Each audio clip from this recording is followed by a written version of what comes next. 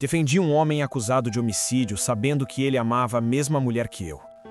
No início, achei que isso era só um detalhe incômodo da minha vida pessoal. Depois, percebi que era o centro de tudo. Ele me escolheu como advogado com um cuidado que hoje me parece suspeito. Ela começou a se afastar de mim no mesmo ritmo em que o processo avançava. E o promotor? O promotor parecia saber mais do que dizia. Quando entendi o jogo que estava sendo jogado, já não dava mais para sair. O julgamento estava marcado. Eu precisava vencer. E venci. Mas há vitórias que não absolvem ninguém, nem mesmo quem conta a história. Meu nome é Eduardo. Sou advogado criminal há tempo suficiente para saber que quase ninguém escolhe um defensor apenas pela técnica. As pessoas escolhem por intuição, por vaidade, por identificação ou por algo que não sabem explicar direito, mas sentem. Ainda assim, quando ele entrou no meu escritório pela primeira vez, tive a sensação incômoda de que aquela escolha tinha sido pensada demais. Ele se chamava Henrique. Vestia-se com cuidado excessivo para alguém acusado de homicídio. Falava baixo, articulava bem as palavras e parecia mais interessado em observar o ambiente do que em explicar o que tinha acontecido. Enquanto eu fazia perguntas objetivas, ele respondia com calma, como se estivesse em uma conversa social, não em uma consulta jurídica que definiria o resto da vida dele. Não era o crime em si que me chamou a atenção naquele primeiro encontro, mas a forma como ele me olhava. Havia algo ali que não era medo, nem arrogância, nem desespero. Era uma curiosidade quase íntima, como se ele estivesse confirmando algo que já sabia a meu respeito antes mesmo de sentar naquela cadeira. Quando mencionou o nome dela, Laura, senti o primeiro desconforto real. Não porque fosse inesperado que uma mulher estivesse envolvida em uma história de crime, mas porque o nome atravessou a sala de um jeito particular, como se não fosse apenas uma referência, mas uma provocação discreta. Ele falou dela com cuidado, sem exagero, sem emoção aparente, e ainda assim era impossível não perceber que ela ocupava um lugar central naquela narrativa. Eu conhecia Laura havia alguns meses. Não éramos um casal no sentido tradicional, mas havia entre nós uma intimidade construída com paciência, encontros espaçados, conversas longas demais para serem casuais. Nada oficial, nada assumido, mas o suficiente para que o nome dela não pudesse surgir em um contexto como aquele sem provocar um abalo interno que eu precisei disfarçar. Henrique percebeu. Não disse nada, não mudou o tom, apenas sustentou o olhar por um segundo a mais do que o necessário, como quem registra uma reação e decide guardá-la para depois. Naquele instante, eu deveria ter encerrado a reunião. Deveria ter alegado o conflito, indicado outro advogado, protegido minha própria lucidez. Não fiz isso. Disse que analisaria o caso, pedi documentos, combinei prazos, mantive a postura profissional que aprendi a exibir mesmo quando algo pessoal tenta atravessar o trabalho. Ele agradeceu com um sorriso contido e antes de sair comentou que tinha certeza de que eu era a pessoa certa para defendê-lo. Quando a porta se fechou, fiquei alguns minutos sentado olhando para a mesa, tentando entender em que ponto aquela escolha tinha deixado de ser técnica e começado a ser perigosa. Não pelo processo em si, mas pelo que eu ainda não sabia ou fingia não saber do jogo que estava se formando. Naquele dia ainda achei que tinha controle da situação. Hoje sei que foi exatamente ali que perdi. Laura já fazia parte da minha vida antes de Henrique atravessar a porta do escritório, e talvez por isso eu tenha demorado a perceber o quanto aquela coincidência era menos casual do que eu quis acreditar. Nosso relacionamento nunca teve nome, nunca exigiu promessas, nunca pediu futuro. Era feito de encontros espaçados, mensagens longas demais para serem apenas gentis, silêncios confortáveis que só existem quando duas pessoas decidem não fazer perguntas difíceis. Ela trabalhava com comunicação, nada relacionado ao direito, e talvez por isso tivesse uma curiosidade quase ingênua pelo meu mundo. Gostava de ouvir histórias do tribunal, fazia comentários irônicos sobre advogados e juízes, e às vezes dizia que eu falava das pessoas como se estivesse sempre analisando algo além do que aparecia. Eu sorria, fingindo leveza, mas sabia que ela não estava errada. Na noite seguinte ao encontro com Henrique, jantamos juntos. Eu não mencionei o caso, mas percebi que Laura estava diferente, mais distante, menos disponível ao toque, como se estivesse com a atenção dividida. Quando finalmente trouxe o nome dele à conversa, não foi de forma direta. Foi como quem testa o terreno. Disse que tinha revisto Henrique recentemente. Não explicou o contexto. Não precisou. O silêncio que se formou entre nós foi suficiente para que eu entendesse que aquela ligação era mais profunda do que eu imaginava. Ela falou dele com a mesma cautela que ele tinha falado dela no escritório, sem exagero, sem emoção aparente, e ainda assim deixando claro que havia ali uma história que eu desconhecia por completo. Perguntei se eles ainda se viam. Ela hesitou antes de responder. Disse que não sabia exatamente o que aquilo significava agora. Foi a primeira vez que senti algo próximo do ciúme, mas não aquele ciúme ruidoso e explícito. Foi um incômodo mais sofisticado, quase intelectual, como se minha vaidade estivesse sendo desafiada por uma variável fora do meu controle. Ainda assim, tentei manter a postura racional, dizendo a mim mesmo que nada daquilo deveria interferir no meu trabalho. Nos dias seguintes, comecei a cruzar informações sem perceber. Relembrava frases dela, associava gestos dele, tentava montar um desenho coerente daquela triangulação que começava a se formar. Henrique passou a ligar com frequência, sempre educado, sempre pontual, sempre deixando claro que confiava em mim mais do que seria razoável para alguém que mal me conhecia. Em uma dessas ligações, comentou casualmente que Laura tinha sido muito importante em um momento difícil da vida dele. Disse isso sem emoção, quase como quem menciona um detalhe biográfico irrelevante. Ainda assim, senti que havia ali uma intenção, uma maneira sutil de marcar território, de me lembrar que ele não era apenas um cliente. Eu deveria ter interrompido tudo naquele ponto. Deveria ter reconhecido o conflito, afastado Laura do assunto, ou afastado a mim mesmo do caso. Mas havia algo naquela sobreposição de papéis, advogado, amante, observador, que me atraía mais do que eu estava disposto a admitir. Era como se o caso tivesse deixado de ser apenas profissional e passado a testar algo mais íntimo, minha capacidade de manter controle quando as fronteiras começam a se dissolver. E, sem perceber, eu já estava envolvido demais para fingir que ainda havia escolhas simples a fazer. Henrique voltou ao escritório alguns dias depois, já com documentos organizados, laudos preliminares, recortes de jornal dobrados com cuidado excessivo, como se quisesse demonstrar não apenas colaboração, mas controle. Controle da narrativa, do tempo e principalmente da forma como eu iria enxergar o crime.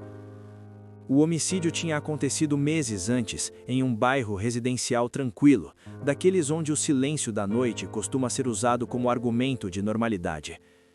A vítima era um homem de meia idade, sem antecedentes, com uma vida aparentemente comum. Oficialmente, tratava-se de um homicídio passional, motivado por uma discussão que teria escalado rápido demais. Henrique me contou tudo com uma precisão quase ensaiada. Falava pausadamente, escolhia as palavras, evitava adjetivos fortes. Disse que havia chegado à casa da vítima para conversar, que a discussão tinha sido intensa, que nada tinha sido planejado. O golpe, segundo ele, aconteceu em um momento de descontrole, seguido imediatamente por arrependimento. Enquanto ele falava, eu observava os detalhes que não estavam na história. As pausas antes de certos trechos, o cuidado em não mencionar sentimentos específicos, o modo como ele sempre voltava à ideia de que aquilo não era quem ele era de verdade. Eu já tinha ouvido versões parecidas outras vezes, mas havia algo naquela que parecia excessivamente limpa. Quando perguntei sobre Laura, ele não se esquivou. Disse que ela tinha sido importante na vida dele, que o ajudou a atravessar um período difícil, que a relação tinha terminado muito antes do crime. Falou isso olhando diretamente para mim, sem desviar, como se quisesse medir o efeito de cada palavra. Em determinado momento, mencionou que sabia que eu a conhecia.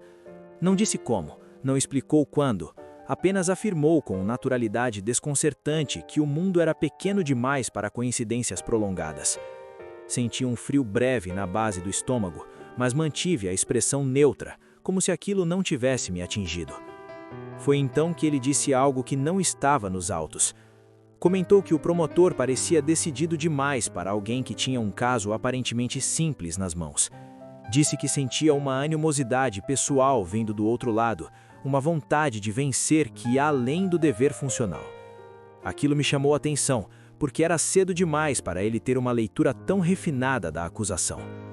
No dia seguinte, confirmei que o promotor designado para o caso era Marcos, alguém que eu conhecia há anos, competente, meticuloso, pouco dado a excessos emocionais. Se Henrique estava certo, havia algo ali que eu ainda não enxergava. Comecei a revisar o inquérito com mais atenção. Havia lacunas, pequenas inconsistências, testemunhos frágeis sustentando conclusões firmes demais. Nada suficiente para desmontar a acusação, mas o bastante para indicar que o caso não era tão simples quanto os jornais tinham feito parecer. Ainda assim, o que mais me incomodava não era o processo, era a sensação crescente de que Henrique não estava apenas sendo defendido por mim. Ele estava, de alguma forma, conduzindo o modo como eu o defendia, oferecendo informações no ritmo certo, revelando detalhes calculados, sempre um passo à frente. Quando ele se levantou para ir embora, agradeceu mais uma vez, disse que confiava plenamente no meu trabalho, e antes de sair, comentou que Laura tinha um talento especial para perceber quem as pessoas realmente eram. A porta se fechou atrás dele, e eu fiquei sozinho na sala, relendo minhas próprias anotações, tentando decidir se aquela frase tinha sido apenas um comentário casual ou um aviso. Naquele ponto, já não se tratava apenas de provar a inocência de um cliente. Tratava-se de entender quem estava conduzindo aquela história, e se eu ainda tinha algum controle sobre o papel que me cabia nela. O primeiro encontro com o promotor aconteceu de forma protocolar, no corredor estreito do fórum, daqueles que obrigam as pessoas a desacelerar e a se reconhecerem no olhar antes de seguir adiante.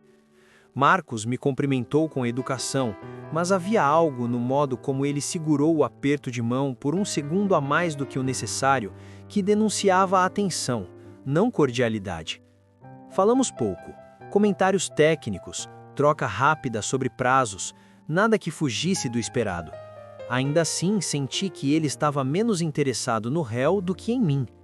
Enquanto eu falava, os olhos dele não se desviavam, como se estivesse medindo cada gesto, cada pausa, tentando entender não a defesa que eu apresentaria, mas a razão pela qual eu estava ali. Dias depois, tivemos a primeira audiência preliminar. Henrique manteve a postura controlada, respondeu às perguntas com precisão, não demonstrou emoção excessiva, não caiu em contradições evidentes. Tudo corria dentro do roteiro que eu tinha preparado. O problema não estava nele, estava no olhar do promotor. Marcos não se concentrava nas respostas, observava reações, anotava pouco. Em alguns momentos, desviava o olhar do réu e me observava diretamente, como se estivesse assistindo a um segundo interrogatório acontecendo em paralelo, silencioso, voltado exclusivamente para mim. Ao final da audiência, ele se aproximou e comentou em tom neutro que aquele tipo de caso costuma revelar mais do que parece no início. Disse isso olhando diretamente para mim, sem citar o nome de Henrique, sem mencionar o crime, como se o recado não fosse processual, mas pessoal. Naquela noite, encontrei Laura. O encontro foi tenso desde o início. Ela parecia inquieta, mexia no copo sem beber, evitava prolongar o olhar. Quando mencionei o andamento do processo, ela pediu que eu não falasse de Henrique. Disse isso de forma direta, quase ríspida, e em seguida tentou suavizar o tom, como se tivesse revelado algo além do que pretendia. Perguntei se ela tinha falado com ele recentemente. Ela disse que não sabia responder. Aquela resposta vaga foi mais reveladora do que qualquer confissão explícita. Percebi que Laura estava tentando equilibrar algo que já não se sustentava, e que, assim como eu, estava presa a uma situação que tinha começado pequena demais para justificar uma ruptura imediata. Nos dias seguintes, Marcos passou a apresentar uma acusação mais agressiva do que o esperado. Trouxe à tona detalhes emocionais, sugeriu motivação passional, construiu uma narrativa que não se limitava aos fatos, mas insinuava intenções, ressentimentos, rivalidades mal resolvidas. Era uma acusação construída menos para convencer o juiz e mais para pressionar o ambiente. Henrique parecia confortável com isso. Chegou a comentar que o promotor estava exagerando, que esse tipo de dramatização costumava prejudicar a acusação. Falou com leveza demais para alguém sob risco real. Aquilo me incomodou profundamente. Comecei a perceber que Henrique e Marcos estavam jogando jogos diferentes, mas ambos sabiam exatamente onde eu estava posicionado no tabuleiro. Um me tratava como aliado inevitável, o outro como variável suspeita. E Laura parecia ser o ponto de contato silencioso entre esses dois mundos, mesmo quando não estava fisicamente presente. Naquele momento, compreendi algo que tentei ignorar por tempo demais. O processo já não era apenas sobre um crime, era sobre controle, versões e lealdades mal definidas.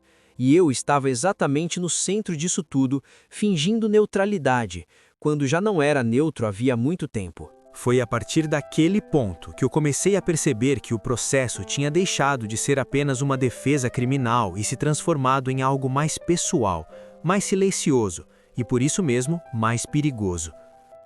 Henrique já não falava comigo apenas como cliente. Ele falava como alguém que acreditava ter direito a um tipo específico de lealdade. Uma lealdade que não vinha do contrato, mas de algo implícito, quase íntimo. As ligações se tornaram mais frequentes, sempre em horários calculados, nunca tarde demais para parecer invasivo, nunca cedo demais para parecer urgente. Ele comentava detalhes do processo com naturalidade excessiva, como se estivesse acompanhando cada movimento não apenas com interesse jurídico, mas com prazer estratégico. Às vezes fazia observações sobre mim, sobre a forma como eu conduzia a defesa, sobre minha calma, minha objetividade, como se estivesse avaliando mais do que o trabalho. Em uma dessas conversas, mencionou Laura novamente, não de forma direta, mas como quem toca num assunto lateral apenas para ver a reação do outro. Disse que ela tinha uma habilidade rara de se afastar quando sentia que algo estava prestes a explodir. Falou isso com um sorriso discreto, quase melancólico, e naquele instante eu tive certeza de que ele sabia mais sobre a minha relação com ela do que eu gostaria de admitir. Quando a encontrei naquela semana, o clima estava definitivamente diferente. Laura parecia cansada, menos disponível à conversa, mais defensiva. Evitava mencionar Henrique, mas cada silêncio denunciava a presença dele entre nós. Quando perguntei se eles tinham voltado a se falar, ela respondeu que algumas histórias não se encerram de forma clara, apenas se transformam em algo que ninguém sabe bem como nomear. Aquilo me atingiu mais do que eu esperava. Não pelo conteúdo da resposta, mas pela forma como ela parecia justificar algo que já tinha decidido. Pela primeira vez, percebi que eu estava disputando espaço não apenas com um passado mal resolvido, mas com uma versão de mim mesmo que talvez fosse menos interessante do que a intensidade que Henrique oferecia. No processo, Marcos passou a endurecer ainda mais a acusação. As manifestações vinham carregadas de subtexto, insinuavam motivações ocultas, desenhavam um triângulo emocional que nunca era mencionado explicitamente, mas pairava no ar como ameaça. Em uma das audiências, ele fez uma pergunta aparentemente irrelevante sobre o histórico afetivo do réu, e enquanto Henrique respondia, Marcos manteve os olhos fixos em mim. Não era o réu que estava sendo testado, era eu. Saí daquela audiência com a sensação de que o processo tinha se deslocado definitivamente do campo técnico para o psicológico. Henrique parecia confortável demais. Laura parecia distante demais. Marcos parecia atento demais. E eu comecei a me perguntar se defender Henrique ainda era uma escolha profissional, ou se tinha se tornado uma forma de provar algo que eu mesmo não conseguia mais definir com clareza. Naquele ponto, a defesa já não era apenas sobre absolvição. Era sobre controle, orgulho e desejo de não perder, não o processo, mas a narrativa. E quando um advogado passa a defender uma narrativa pessoal, o risco deixa de ser jurídico. Ele passa a ser moral. A primeira falha real da defesa não apareceu nos autos, nem em uma audiência, nem em um despacho inesperado. Ela apareceu numa conversa aparentemente banal, daquelas que acontecem nos corredores do fórum, onde ninguém registra nada, mas todo mundo observa tudo.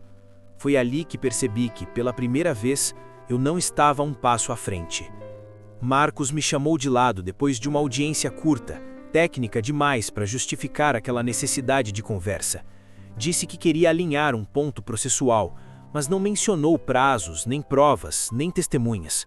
Em vez disso, comentou que certos casos costumam se perder quando o advogado se envolve demais com aquilo que não está escrito no processo. Ele disse isso sem ironia, sem provocação direta, como se estivesse oferecendo um conselho profissional. Mas havia algo no tom, uma serenidade calculada, que me fez entender que aquilo não era gentileza, era aviso. Marcos não estava tentando me desestabilizar, estava me observando há tempo suficiente para saber onde apertar. Voltei para o escritório com aquela frase martelando na cabeça. Passei a tarde inteira revisando peças, ajustando argumentos, tentando reencontrar o conforto da técnica, como se o domínio do processo pudesse compensar a sensação crescente de que eu estava sendo conduzido para um terreno que não dominava completamente. No dia seguinte, Henrique apareceu sem avisar. Disse que estava na região, que pensou em passar para saber como as coisas estavam indo. O tom era casual, mas a presença dele naquele momento específico me incomodou mais do que deveria. Ele se sentou, olhou em volta, comentou que o escritório refletia bem a forma como eu pensava, organizado, controlado, quase austero. Depois, sem transição, mencionou que tinha encontrado Laura recentemente. Disse isso como quem comenta o clima. Falou que ela parecia bem, mais distante, mais resolvida, e que tinha falado de mim com respeito. Não explicou o contexto do encontro, nem quando tinha acontecido, nem por que achou relevante me contar aquilo. Apenas lançou a informação e observou minha reação com atenção clínica. Foi ali que percebi que minha maior vulnerabilidade já não estava escondida. Henrique sabia onde tocar. Sabia que o processo, por mais grave que fosse, não era o único campo de batalha. E mais do que isso, parecia confortável com a ideia de que eu soubesse que ele sabia. Naquela semana, uma testemunha-chave apresentou uma versão ligeiramente diferente do que constava no inquérito. Não era uma contradição grave, mas exigia ajuste fino da estratégia. Eu estava preparado para lidar com isso, mas o timing me incomodou. Tudo parecia acontecer em momentos cuidadosamente escolhidos, como se alguém estivesse regulando a tensão aos poucos. Comecei a me perguntar se Henrique estava apenas reagindo ao processo ou se de alguma forma estava usando o próprio andamento como instrumento de algo maior. Defender deixou de ser apenas um exercício técnico, passou a ser um teste constante de resistência emocional. E pela primeira vez desde que aceitei o caso, considerei seriamente a possibilidade de que não fosse apenas o promotor quem estivesse me pressionando. Talvez Henrique nunca tenha me escolhido apenas por competência. Talvez tenha me escolhido porque eu era a peça mais frágil de um jogo que ele sabia jogar melhor do que parecia. E essa suspeita, uma vez instalada, não saiu mais da minha cabeça. A proximidade do julgamento começou a alterar tudo ao redor. Não apenas o processo, mas o modo como cada pessoa envolvida se comportava, como se a simples aproximação da data tivesse autorização para revelar o que antes se mantinha contido. No fórum, percebi um movimento diferente. Mais atenção ao caso, comentários sussurrados, olhares demorados demais quando eu passava pelos corredores. Marcos endureceu. As peças da acusação passaram a vir mais extensas, mais cuidadosas, com um zelo que ia além da técnica. Ele não estava apenas preparando o caso para o juiz ou para o júri, estava preparando o ambiente. Construía uma narrativa que extrapolava os autos, insinuando intenções, destacando relações, desenhando um contexto emocional que não precisava ser provado, apenas sugerido. Em uma reunião preliminar, ele mencionou de forma quase casual que crimes passionais raramente se explicam apenas pelos fatos objetivos. Disse isso olhando para mim, não para Henrique. A frase ficou suspensa no ar, pesada demais para ser ignorada, leve demais para ser confrontada. Henrique, por outro lado, parecia cada vez mais confortável. Passou a frequentar o escritório com naturalidade excessiva, como se aquele espaço fosse extensão da própria casa. Comentava o andamento do processo com tranquilidade, dizia confiar plenamente na defesa, mas havia sempre uma observação lateral, um comentário aparentemente inofensivo que trazia Laura de volta à conversa. Disse que ela estava diferente, disse que parecia cansada, disse que falava pouco de mim agora. Essas informações vinham sempre sem contexto, lançadas como quem não pretende ferir, mas não se importa se ferir acontecer. Eu percebia que ele observava minhas reações com atenção silenciosa, registrando cada microgesto, cada pausa mais longa, cada mudança no tom da minha voz. Quando finalmente encontrei Laura para conversar com calma, percebi que ela estava se afastando de mim de um jeito que não precisava ser anunciado. Não houve discussão nem ruptura explícita, apenas uma diminuição gradual da presença, respostas mais curtas, encontros adiados. Quando perguntei diretamente se ela ainda falava com Henrique, ela respondeu que algumas pessoas reaparecem quando a gente menos espera. Não negou, também não explicou.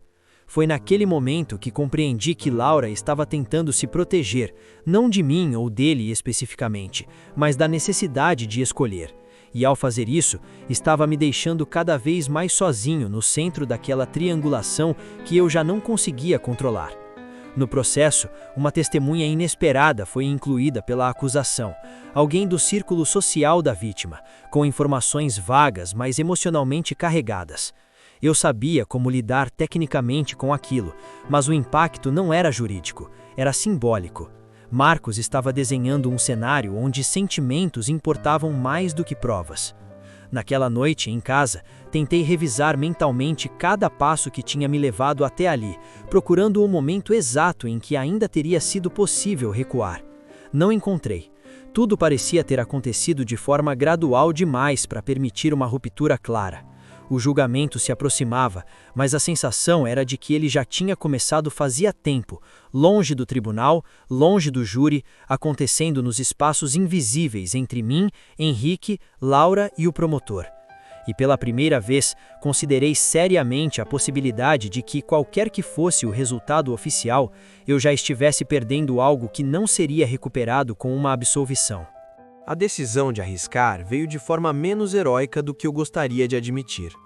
Não foi fruto de coragem súbita nem de clareza moral. Foi cansaço. Cansaço de sustentar ambiguidades, de administrar silêncios, de fingir que ainda era possível manter tudo sob controle apenas com técnica. Eu precisava assumir uma linha clara de defesa, mesmo sabendo que ela fecharia portas que não poderiam mais ser abertas depois. A estratégia consistia em desmontar a narrativa emocional construída pela acusação, reduzir o crime a uma sequência de atos sem intenção clara, afastar qualquer leitura passional que ligasse o réu à vítima por algo além de circunstâncias mal resolvidas. Para isso, eu teria que expor fragilidades da história que inevitavelmente tocariam em Laura, mesmo sem citar seu nome diretamente. Passei noites revisando cada frase, cada possibilidade de interpretação, tentando construir um discurso que fosse juridicamente sólido e emocionalmente frio. Sabia que Marcos esperava exatamente o contrário, que eu tropeçasse em excesso, que deixasse escapar algo que confirmasse a tese de que aquele crime não tinha sido apenas um descontrole momentâneo. Antes de protocolar a peça, liguei para Laura. Não tinha um pedido específico, nem uma pergunta objetiva. Queria apenas ouvi-la, sentir se ainda havia ali algum espaço de confiança. Ela atendeu depois de alguns toques, a voz distante, educada demais para alguém que já tinha dividido silêncios comigo. Contei de forma genérica que o julgamento se aproximava, que as coisas estavam se tornando mais tensas. Ela ouviu em silêncio, e quando falei que algumas decisões poderiam respingar nela, respondeu que entendia, mas que preferia não saber detalhes. Disse isso com uma serenidade que me pareceu treinada, como se estivesse repetindo algo que já tinha decidido antes mesmo da ligação. Desliguei com a sensação incômoda de que aquela conversa não tinha servido para proteger ninguém, apenas para marcar oficialmente uma distância que já vinha sendo construída havia semanas. No dia seguinte, protocolei a peça. Ao fazer isso, tive plena consciência de que estava apostando tudo em uma leitura fria dos fatos, sacrificando qualquer nuance emocional que pudesse ser usada contra mim depois. Era uma escolha técnica, sim, mas também era uma escolha pessoal. Eu estava dizendo, sem dizer, que não permitiria que aquele processo fosse resolvido no campo das relações humanas. Henrique reagiu com satisfação. Disse que a estratégia era inteligente, que aquilo colocava a acusação na defensiva. Houve até um elogio discreto, um comentário sobre como eu sabia separar as coisas. Mas havia algo no brilho dos olhos dele que me incomodou profundamente, como se aquela manobra confirmasse uma aposta que ele tinha feito muito antes.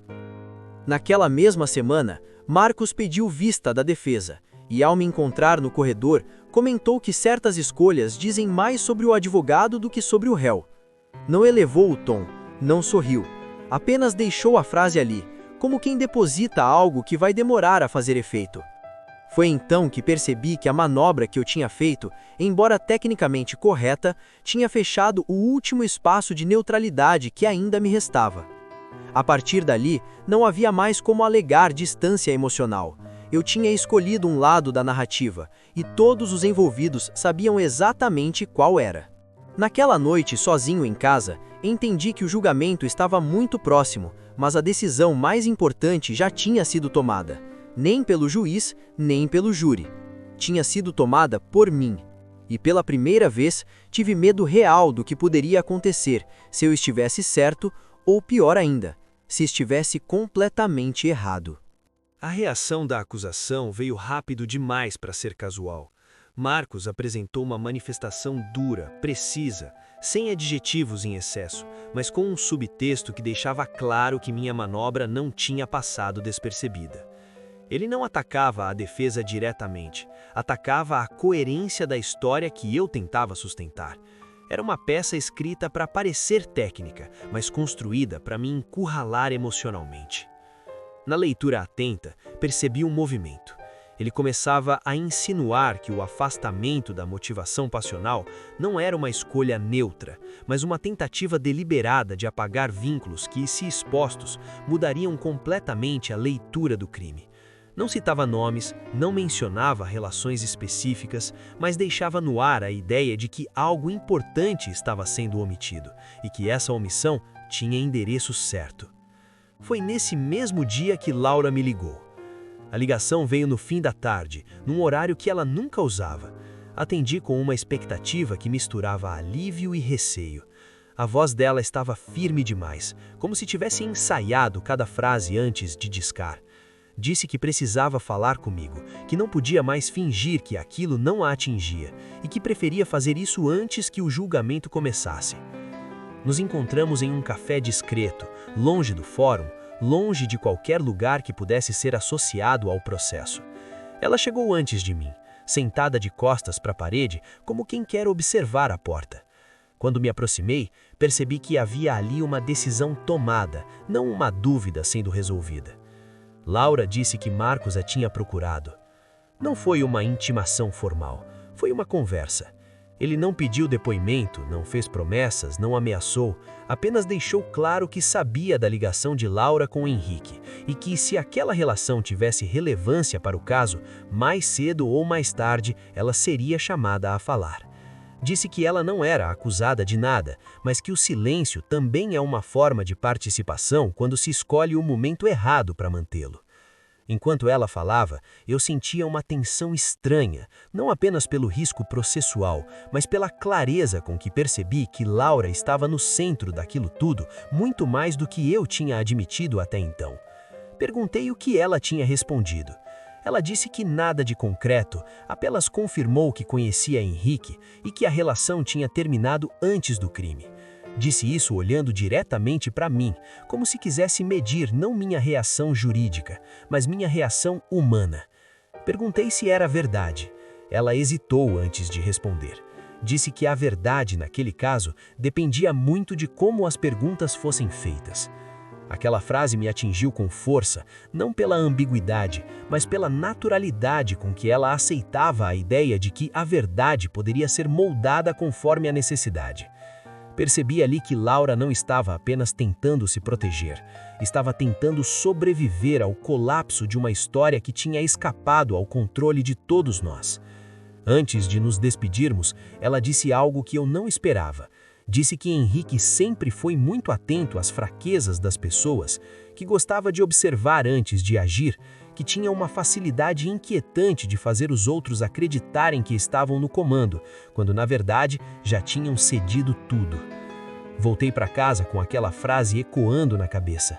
Pela primeira vez, considerei seriamente que talvez eu não estivesse apenas defendendo um homem acusado de homicídio. Talvez estivesse defendendo alguém que tinha desenhado aquela situação com paciência, escolhendo pessoas, tempos e silêncios com precisão. O julgamento se aproximava e a sensação de que eu tinha subestimado Henrique crescia a cada dia. Naquela noite, percebi algo que me deu mais medo do que qualquer acusação formal. Se Laura fosse chamada a depor, não haveria estratégia capaz de controlar o que realmente importava. E, naquele ponto, vencer já não parecia sinônimo de escapar ileso. A entrada formal de Laura no processo não aconteceu de maneira abrupta, como eu temia, mas de um jeito ainda mais perturbador, previsível demais. Marcos requereu a oitiva dela como testemunha sob o argumento de esclarecimento de contexto. Nada explícito, nada acusatório. Era uma jogada elegante, quase inevitável, e eu sabia que contestar aquele pedido só reforçaria exatamente o que eu tentava evitar. Quando recebi a intimação com o nome dela, senti algo que não experimentei em anos de advocacia. Uma mistura de culpa e alívio. Culpa por tê-la trazido, mesmo indiretamente, para dentro de um processo que nunca deveria tê-la alcançado. Alívio por finalmente algo que estava suspenso no ar ganhar forma concreta, ainda que perigosa. Liguei para Laura naquela mesma noite. Ela já sabia. Disse que o promotor tinha sido correto, que não a pressionou, que apenas explicou o procedimento. Falava com uma tranquilidade que me pareceu ensaiada, como se tivesse se preparado emocionalmente para aquele momento muito antes de ele chegar. Perguntei se ela estava bem.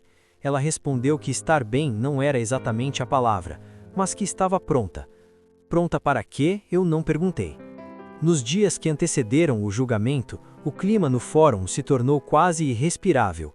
O caso passou a circular com mais intensidade, comentários surgiam nos corredores, versões paralelas eram sussurradas com a naturalidade de quem não carrega o peso de decidir nada. Henrique parecia imune a isso tudo. Continuava calmo, seguro, quase sereno demais para alguém prestes a enfrentar um júri. Em uma das últimas reuniões, ele comentou que confiava plenamente em mim, mas acrescentou algo que me deixou inquieto. Disse que, independentemente do que Laura dissesse, o processo já tinha seguido longe demais para voltar atrás. Falou isso com a certeza de quem já tinha aceitado todos os desfechos possíveis, ou de quem acreditava controlar mais variáveis do que realmente controlava. Marcos, por sua vez, adotou um silêncio estratégico. Não provocava, não insinuava, não lançava frases de efeito. Limitava-se ao essencial, como quem sabe que o impacto maior viria no momento certo. E eu sabia qual era esse momento.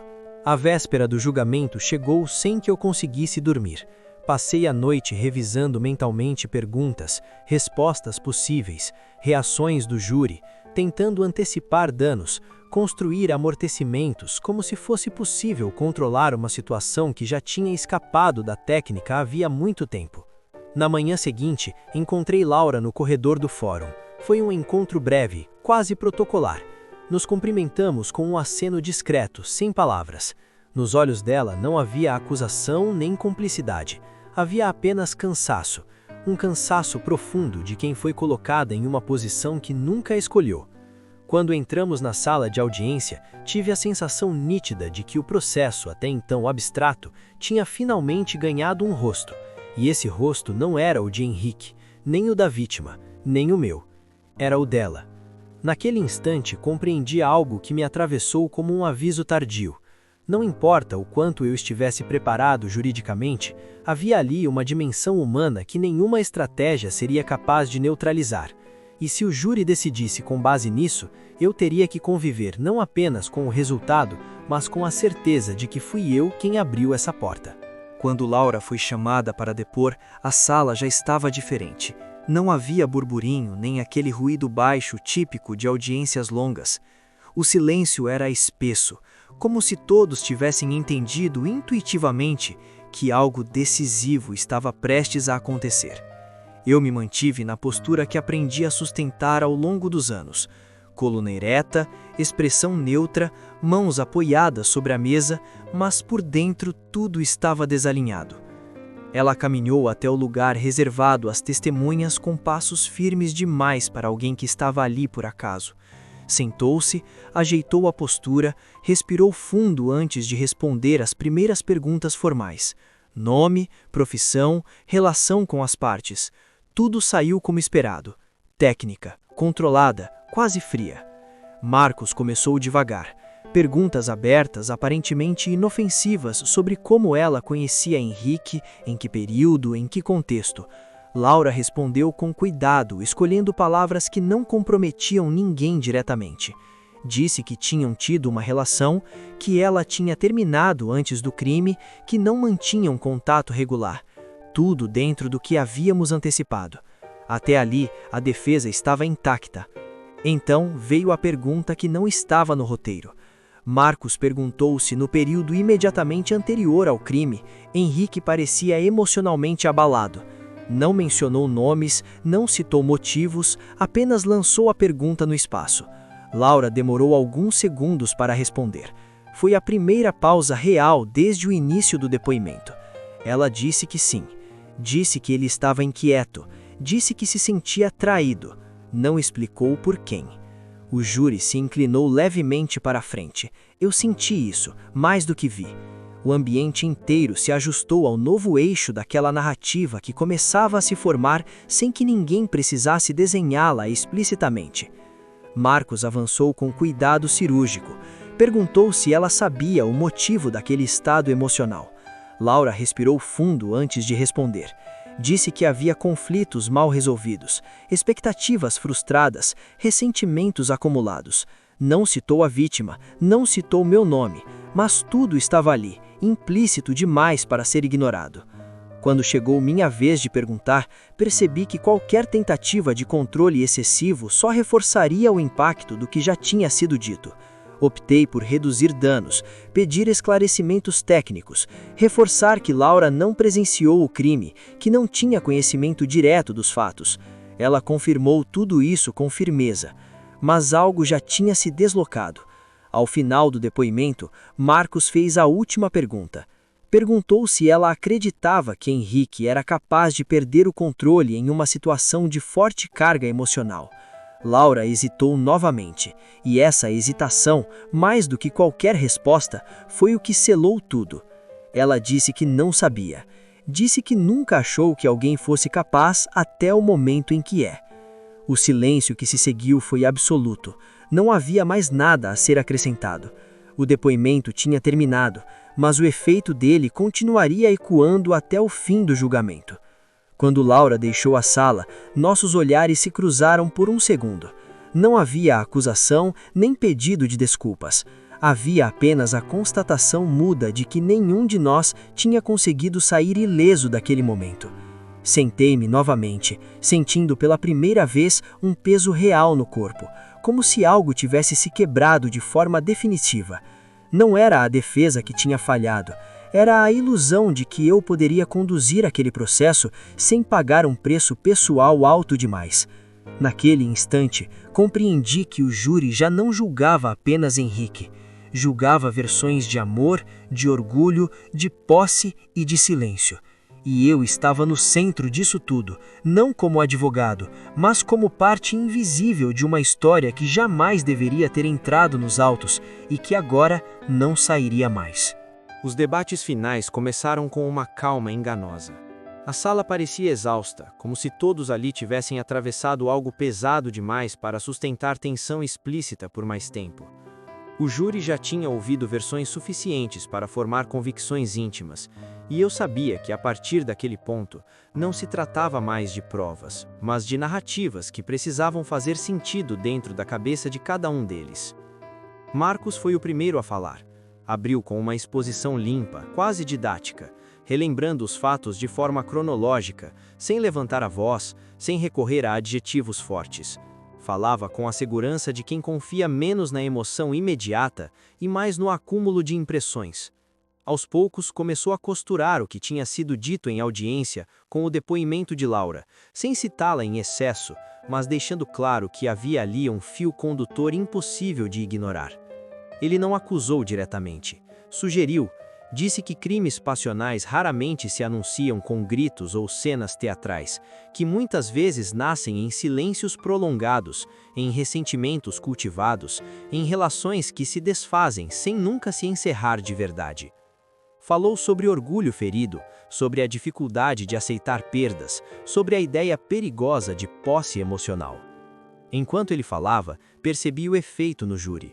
Não havia choque nem indignação, havia reconhecimento. Marcos não estava tentando convencer ninguém de algo extraordinário. Estava oferecendo uma explicação confortável para algo trágico, e isso costuma ser mais eficaz do que qualquer acusação explosiva. Quando chegou a minha vez, levantei com a consciência clara de que precisava fazer exatamente o oposto. Minha tarefa não era competir emocionalmente, mas esfriar o ambiente. Comecei lembrando que o direito penal não julga sentimentos, julga fatos. Reforcei que não havia prova de premeditação, que o próprio inquérito apontava para um evento isolado, fruto de uma discussão que saiu do controle. Evitei mencionar Laura, evitei qualquer referência direta a relações afetivas. Tratei o caso como o que ele deveria ser no papel. Um episódio trágico, sem planejamento, sem continuidade criminosa, sem histórico que justificasse a leitura de alguém essencialmente violento. Falei sobre a fragilidade de interpretações baseadas em impressões subjetivas e sobre o risco de se condenar alguém pelo que se imagina que ele sentiu. Enquanto eu falava, sentia uma estranha duplicidade. Parte de mim acreditava em cada argumento. Outra parte sabia que aquela defesa só era possível porque eu estava amputando pedaços essenciais da história. Não mentia, mas escolhia com cuidado o que não dizer. Henrique me observava com atenção absoluta. Não parecia ansioso nem tenso. Havia nele uma serenidade que beirava a satisfação, como se aquele momento confirmasse algo que ele esperava desde o início. Em alguns instantes, tive a impressão de que ele conhecia meu discurso antes mesmo de eu formulá-lo.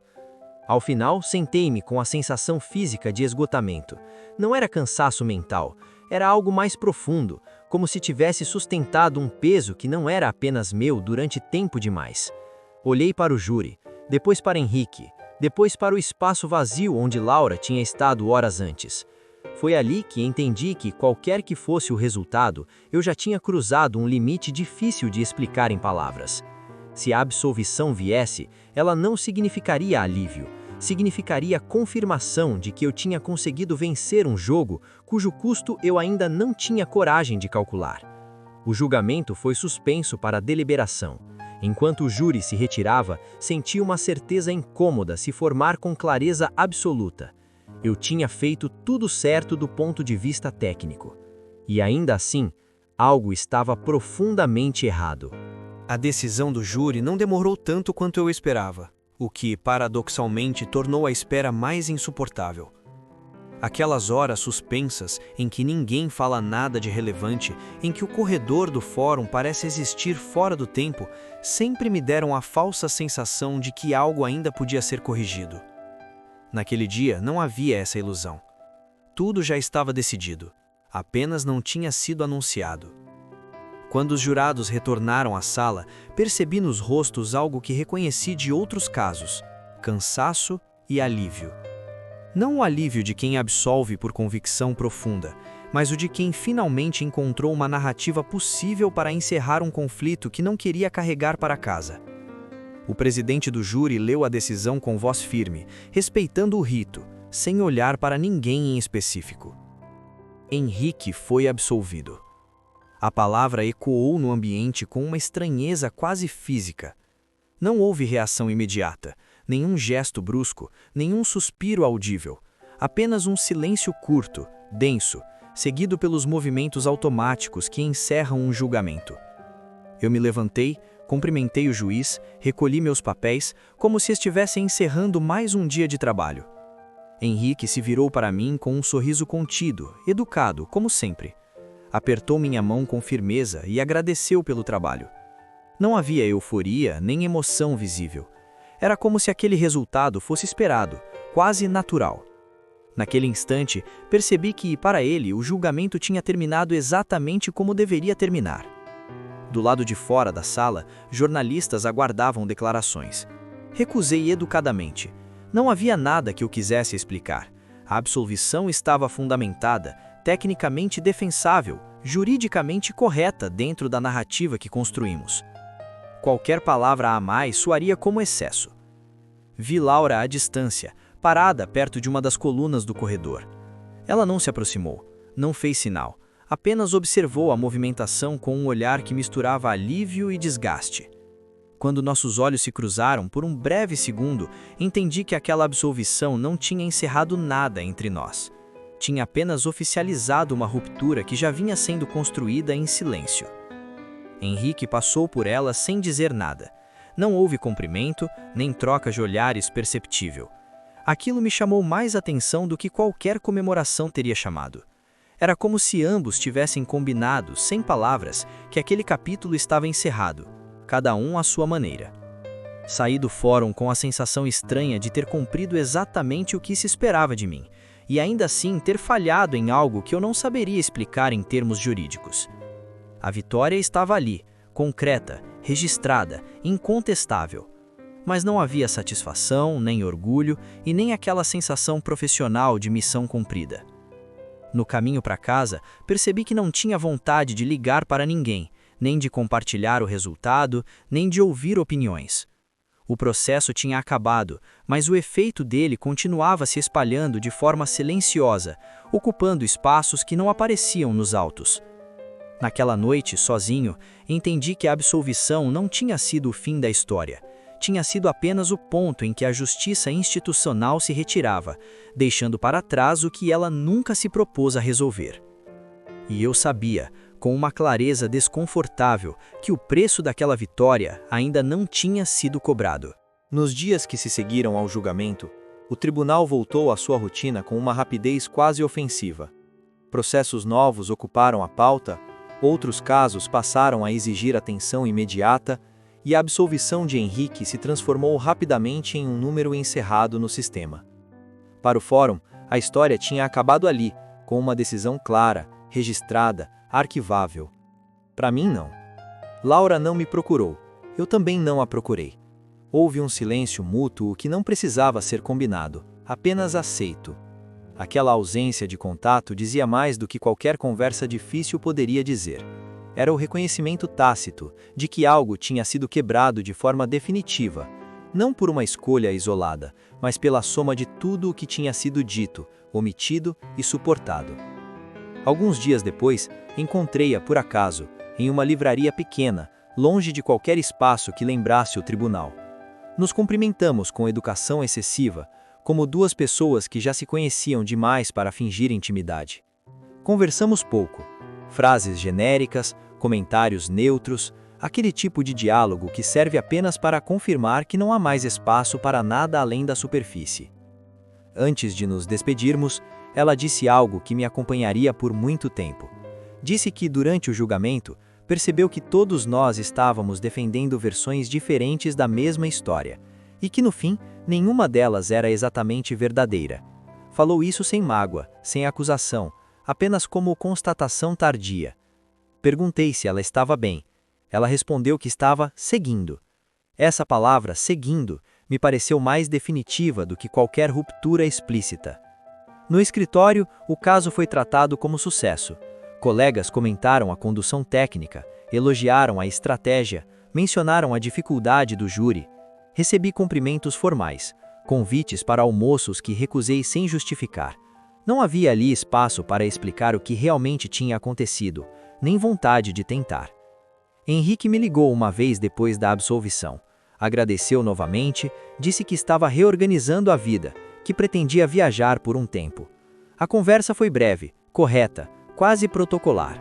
Antes de desligar, comentou que algumas histórias precisam terminar mal para que outras possam começar. Não soube responder. Passei a observar meu próprio trabalho com um distanciamento novo. As audiências, as petições, os rituais do direito continuavam os mesmos, mas algo em mim tinha mudado de lugar.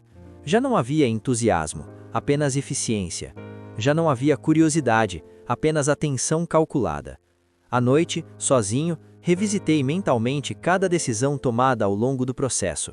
Não para encontrar erros técnicos, mas para identificar o momento exato em que a defesa deixou de ser apenas profissional e passou a ser pessoal demais para ser honesta. Não encontrei um ponto claro. Tudo tinha acontecido em camadas, em escolhas pequenas demais para parecerem definitivas no momento em que foram feitas. Foi então que percebi que a verdadeira consequência daquele julgamento não estava na absolvição, nem na perda de Laura, nem na tranquilidade aparente de Henrique. Estava em algo mais discreto, a forma como eu passei a aceitar o silêncio como resposta suficiente para perguntas que antes me inquietavam. E essa aceitação, eu sabia, era o início de algo que eu ainda não tinha coragem de nomear. A revelação não veio como confissão, veio como recado. E talvez tenha sido isso que a tornou pior, porque uma confissão permite que você organize a culpa em torno de um fato. Um recado te obriga a conviver com a dúvida como se ela fosse uma segunda pele. Foi numa tarde de chuva fina, dessas que deixam a cidade com cheiro de asfalto molhado e tornam tudo um pouco mais lento, que recebi um envelope no escritório. Sem remetente, sem identificação, não era oficial, não tinha timbre, não vinha por correio registrado. Era apenas um envelope pardo, dobrado com cuidado, como se alguém tivesse tido tempo e intenção. Dentro havia 3 coisas. Uma foto antiga, amarelada nas bordas, onde apareciam Henrique e Laura, mais jovens, em um lugar que eu não reconheci de imediato, mas que tinha um ar de litoral. Eles estavam próximos demais para qualquer interpretação confortável. A segunda coisa era um recorte de jornal velho sobre um acidente doméstico que tinha acontecido anos antes, uma morte tratada como tragédia banal, sem investigação aprofundada. O nome do morto me chamou a atenção porque era o mesmo sobrenome da vítima do meu caso. A terceira coisa era um bilhete curto, escrito à mão, com letra firme. Você venceu do jeito certo. Agora entende por que eu te escolhi. Só isso. Fiquei alguns minutos parado, segurando o papel, tentando encontrar ali uma explicação lógica, uma sequência coerente. O recorte antigo não dizia muito por si só, mas sugeria uma história longa, anterior ao crime recente. Uma história que talvez tivesse começado bem antes de eu conhecer Laura, antes mesmo de Henrique atravessar a porta do meu escritório. A foto, porém, dizia o suficiente para me deixar sem ar por alguns segundos. Não por ciúme, não por dor romântica, pelo que ela representava, continuidade. Como se eu tivesse entrado no meio de algo que nunca tinha terminado, apenas mudado de forma. Liguei para Laura naquele mesmo dia. Ela não atendeu. Mandei mensagem, não respondeu. A ausência dela, que antes eu tentava interpretar como proteção, passou a parecer outra coisa. Recusa. Não apenas de mim, mas da necessidade de olhar para aquela história com clareza. Procurei Henrique. Liguei no número que eu tinha. Chamou até cair na caixa postal. Pedi a um conhecido que verificasse discretamente o endereço que ele tinha informado no processo. O porteiro disse que ele tinha viajado. Não deixou recado, não deixou contato. E foi nesse vazio que tudo ganhou um contorno mais nítido. Não porque eu tivesse provas novas, mas porque eu finalmente aceitei uma hipótese que tinha evitado desde o início. Henrique não me escolheu apesar de Laura. Ele me escolheu por causa dela. Por causa do que ela representava. Por causa do que eu representava dentro da narrativa que ele queria construir. Eu comecei a rever cada gesto dele desde o primeiro encontro, o modo como entrou no escritório, o cuidado com as palavras, as pausas calculadas, as frases soltas sobre ela, o olhar atento quando eu reagia, a serenidade durante o júri, como se soubesse que o desfecho não dependia apenas de argumentos. Marcos tinha razão, de um jeito que me incomodava admitir. O caso nunca foi só sobre o réu, era sobre mim. Sobre minhas escolhas, sobre o que eu estava disposto a omitir para vencer. E naquele momento, com aquele bilhete na mão, eu entendi o golpe final. Minha vitória tinha sido parte da mensagem. A absolvição era a prova de que eu era capaz de vencer mesmo quando aquilo exigia que eu amputasse pedaços da verdade. Não era apenas manipulação jurídica, era uma lição. E o pior é que eu não conseguia dizer com honestidade absoluta que eu tinha sido apenas vítima dela, porque havia algo profundamente verdadeiro nisso tudo. Eu quis vencer, eu precisei vencer, eu gostei de vencer.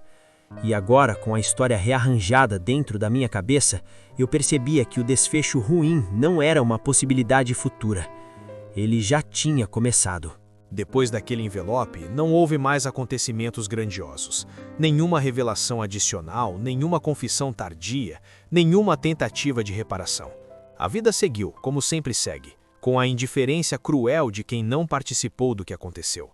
E talvez esse tenha sido o aspecto mais perturbador de tudo, o fato de que nada precisou mudar para que tudo estivesse irremediavelmente diferente. Continuei advogando, assumi novos casos, frequentei os mesmos corredores, cumprimentei as mesmas pessoas, utilizei os mesmos argumentos técnicos que sempre utilizei. De fora nada indicava que havia algo errado.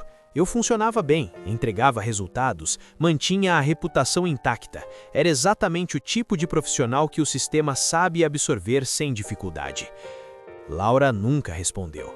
Com o tempo, parei de tentar. Não por orgulho, nem por raiva, mas porque entendi que insistir seria apenas uma forma de prolongar uma história que já tinha cumprido sua função.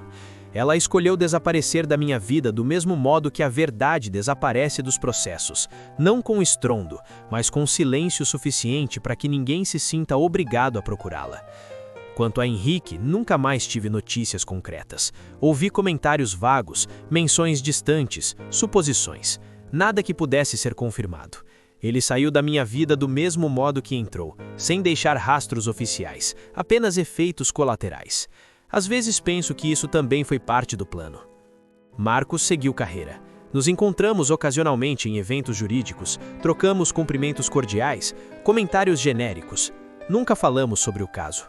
E eu soube, pelo jeito como ele me olha hoje, que ele entende exatamente o que aconteceu. Não há acusação ali. Apenas reconhecimento. Com o tempo, percebi que a verdadeira consequência daquela história não foi a absorção, nem a perda de Laura, nem a suspeita permanente sobre Henrique. Foi algo mais sutil e mais duradouro, a forma como eu passei a aceitar a fragmentação da verdade como parte natural do trabalho. Aprendi a escolher o que dizer, aprendi a escolher o que calar, aprendi a vencer sem perguntar demais. E talvez essa tenha sido a vitória mais completa de Henrique. Não a absolvição, mas a lição. Ele me mostrou, sem jamais precisar explicar, que o sistema não exige mentiras explícitas. Ele funciona perfeitamente com omissões bem distribuídas e escolhas feitas no momento certo.